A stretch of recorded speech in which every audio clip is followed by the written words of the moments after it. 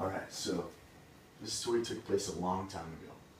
And it happened in a kingdom with beautiful lands, very spread out, a lot of forests. And in this land, there was a miller. And this miller had a young daughter, and she was beautiful. And in this land, the king, who was a very greedy man, everything about money and wealth, would just go and he would hunt in these lands near the miller. And one day, the miller, he saw the king hunting on his land. He approached him and he was like, I'm going to talk to this guy and kind of maybe tell him good things about my daughter, maybe he'll want to marry her, she'll have a good life. So he approaches this king and they have a conversation for a bit. And the king just doesn't seem very impressed. So he kind of throws out something that's obviously a lie, but being a greedy king, you'd believe it. And he tells the king that his daughter, she can spin Straw into gold. And this king, he's like, I know this is probably, it's not real, but he's gonna take a chance. He's the king, he can do whatever he wants. So he goes back to the miller's house. He gets the miller's daughter and says, pretty much, you're coming with me. Kidnaps her, takes her, throws her into the dungeon with a bunch of straw. And he says, by the morning, this better all be gold, or you're not gonna have a good time. So she's sitting in the corner of a dark room, and she's like desperate, she's hopeless, she's like, what do I do? My dad was obviously exaggerating about me, like, I can't spin this into gold, I don't know what to do, and she's hopeless, just sitting there for hours, crying, she doesn't know what to do, and then eventually, out of nowhere, this goblin, this guy about 3-4 feet tall, wooden leg, just stumbles in, she sees him, and she asks, sir, what are you doing here? And he tells her, what can I help you with? You seem like you're kind of desperate. And she says, well, I'm supposed to make all this straw into gold by the morning. I don't know what to do. I can't spin this into gold. And he tells her, I can do that for you. But you have to give me something of value. Jewelry, anything. So she pulls off her earrings, gives it to him, and he goes to work. Just all morning. All night.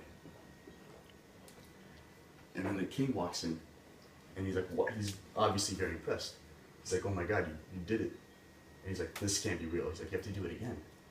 So again, he makes her do it the second night. And imagine this woman, she's like thinking she's gonna be free, and then she's again tossed into like the situation. She's so scared, she doesn't know what to do. And again, the second night, he stumbles in and says, do you have something of value? I can spin this into gold for you. So she sees a ring on her finger, and she's like, yeah, here, take this. So again, he sits there all night, spins it into gold. The king walks in. Again, he's super impressed. And he says, if you do this one more night, you will be my queen. And that night, she realizes she has nothing of value. She's sitting in the corner, expecting the goblin to walk in, but she knows she's not going to give him anything. So she's sitting there hopeless. He again walks in, and he says, all right, give me something, I'll spin this into gold for you. And she looks around, she's like, I have nothing of value to give to you. And he comes up with a little bargain for her. He says, if you give me your firstborn child, we'll consider this, even. And she hesitates as any mother would, or to-be mother. But she sees no other way, so she does it. She's like, okay, I have no other option.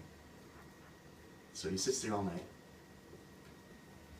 spins it into gold, like always. King walks in, and this is a bigger bundle, so it's a lot of gold. He walks in, eyes just light up, and he's like, oh my God, she did it, she's my woman. So she becomes his queen. And about a year later, she has a little child. And she forgets about meeting the goblin. Like, that never happened. She has a little baby boy in her hand, or girl, I don't really know actually. Beautiful child. And this goblin walks in, and she's like, oh my God, I can't believe this, like, I made a bet with him. So he walks in, he's like, I've come here to claim your child. And she begs him, she's like, oh my God, I'm so sorry, like, I can give you all the wealth in the world, I can give you money. He's like, I'm sorry, that's not what I came here for, I came here for your child.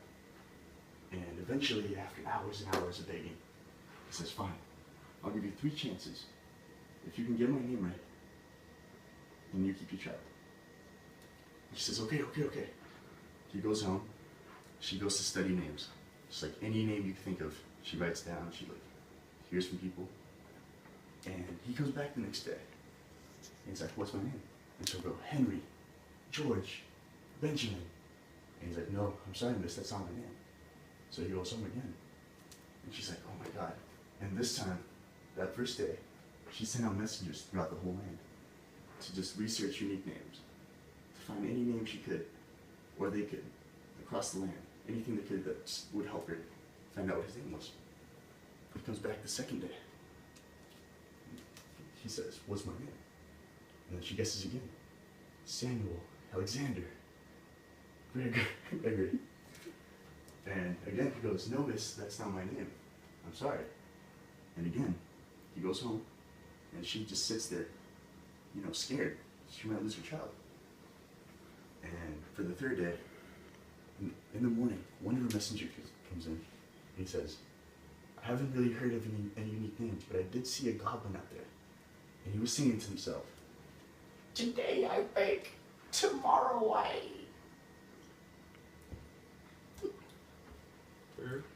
Tomorrow I brew.